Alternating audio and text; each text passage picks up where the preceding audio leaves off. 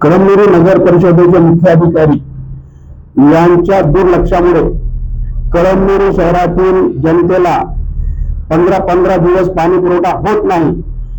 विशेष म्हणजे कळमनुरी शहराला पाणी पुरवठा इसापूर धरणातून होत आहे। इसापूर धरणात पाण्याची कुठेही कमी नाही, परंतु कळमनुरी नगर परिषदेचे मुख्याधिकारी हे मुख्यालय न राहता इतर ठिकाणी राहत आहे।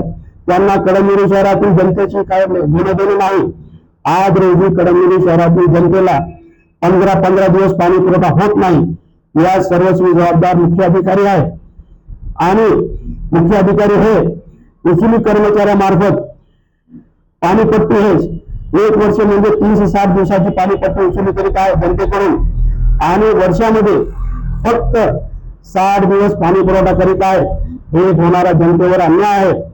मी हे सर्व प्रकार माननीय राज्याचे उपमुख्यमंत्री व राज्याचे मुख्यमंत्री व पालकमंत्री व आमचे नेते माननीय सुमित्राताई पवार राज्याचे उपमुख्यमंत्री यांच्याकडे व जिल्ह्याचे पालकमंत्री माननीय नरहरी झिरवळ साहेब यांच्याकडे लेखी पत्राद्वारे मागणी केलेली आहे की कळमनुरी शहरातील जनतेकडून फक्त 60 दिवसाची पाणीपट्टी वसूल करण्यात यावी।